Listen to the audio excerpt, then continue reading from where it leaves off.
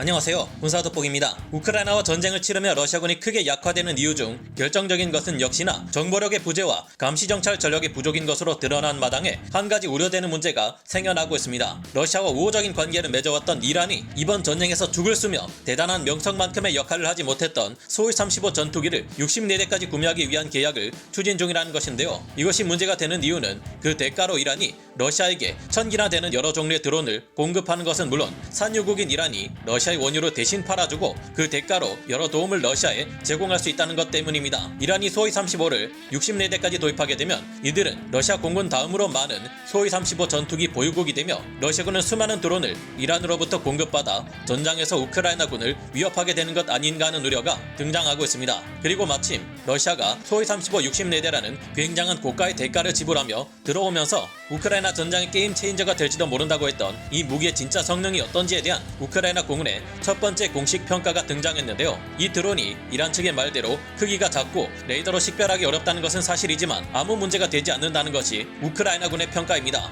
레이더로도 탐지하기 어려운 드론을 쉽게 격추할 수 있다는 말인데 어떤 예상치 못한 약점이 이란제 드론에 있는 것일까요? 아니면 이 같은 말은 우크라이나군이 자신들의 사기를 떨어뜨리지 않기 위해 내뱉은 허풍에 불과할까요? 전문가는 아니지만 해당 분야의 정보를 조사 정리했습니다. 본의 아니게 틀린 부분이 있을 수 있다는 점 양해해 주시면 감사하겠습니다. 러시아가 이란으로부터 대량으로 들어오면서 다양한 드론을 전선에 배치하며 이로 인한 영향이 없을지 관심을 기울인 분들이 많았겠지만 이와 관련해 전선에서 돌아오는 소식은 감감무소식이었습니다. 가장 최근 이 이란제 드론의 전과는 미국에서 들어온 M777 견인곡사 포환대를 파괴한 것이 전부였을 뿐 어찌 되었는지 알기 어려웠습니다. 작은 크기를 가지고 있어 레이더로 탐지 및 추적해 격추하는 것이 어렵다는 이 이란제 드론의 정체는 이란 명으로는 샤이드 136으로 불리며 러시아 명으로는 게라드2라 불리는 배회 탄약 드론인데요. 적 목표물을 찾으면 직접 날아가 부딪혀 폭발하는 이 배회 탄약 드론들은 일정 시간 동안 목표물이 있는 지역 주변에서 목표물을 탐색하다가 목표물이 포착되면 나라가 미사일처럼 직접 부딪혀 공격합니다. 순항 미사일과 무인 공격기의 특성을 한 몸에 가지는 이 배회 탄약 드론들은 지난 7월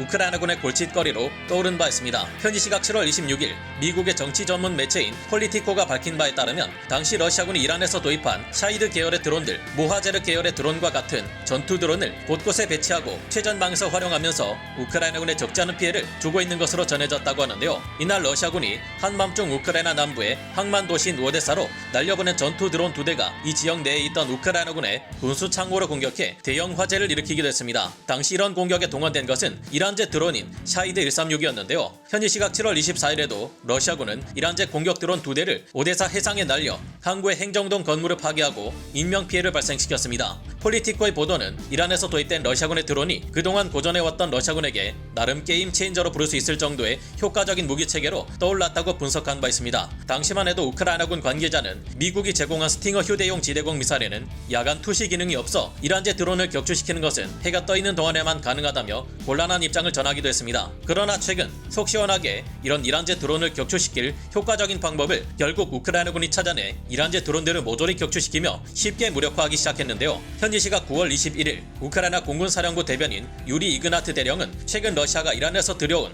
다양한 드론들을 전선에서 대량으로 운용하기 시작했다고 밝혔습니다. 하지만 우크라이나군은 이러한 드론들에 대한 새로운 대응책을 마련하고 있다고 그는 밝혔는데요. 그는 최근 우크라이나군이 이란 명으로 샤이드 136, 러시아 명으로는 게라드2로 알려진 배회 탄약 드론 2기를 육안으로 정확하게 식별해 격추시킨 사례가 보고되었다고 밝혔습니다. 이그나트 대령이 밝힌 이 드론의 약점은 레이더상으로는 탐지하기 어렵지만 육안으로는 쉽게 관찰이 가능하다는 것입니다. 이 이란제 드론은 길이가 3.5m에 폭이 2.5m로 크기가 그리 작지도 않은 반면 오랫동안 공중에서 채공할 수 있게 만들어진 탓에 속도가 느리다는 점이 치명적인 약점이었습니다. 유리 이그나트 대령은 이 이란제 드론의 순항 속도가 시속 100km에 불과하고 최대 속도마저 고작 시속 160km에 불과해 구식 23mm 유관 조준식 대공포로 쉽게 격추시키는 것이 가능하다고 밝혔는데요. 유리 이그나트 대령은 이 같은 이란제 드론이 러시아군에 얼마나 많이 반입되었는지는 알기 어렵지만 이 드론들은 구식 대공포나 견착식 휴대용 지대공 미사일, 카운터 드론 건 등을 통해 이제는 어렵지 않게 격추시킬 수 있다고 밝혔습니다. 이란제 드론의 약점을 파악한 우크라이나군은 최근 일반 포반 부대에 중기관총 운용부대를 추가 편제시켜 이란제 드론에 대응하고 있는데요. 여기에 더해 유럽에서도 카운터 드론 건을 도입해 야전 부대 확대 배치에 맞서려 하고 있습니다. 아무래도 이란제 드론들이 많이 들어온다 해도 우크라이나 전선에서 러시아가 기대하는 것만큼의 활약을 해내기는 무리라는 생각이 드는데요. 아무리 많다 해도 제대로 된 역할을 하지 못하는 이란제 드론과 러시아 측의 우크라이나에서는 현존 최강의 4.5세대 전투기라 자랑해온 소위 35, 64대를 바꾸다니 푸틴이 계산기를 두들기며 뒷목을 잡는 모습이 상상되네요. 우크라이나군이 이란제 드론을 모조리 격추시켜버려 안 그래도 전쟁 수행 능력을 크게 잃어가고 있는 러시아의 야욕을 더 빨리 끊어낼 수 있기를 기대해봅니다.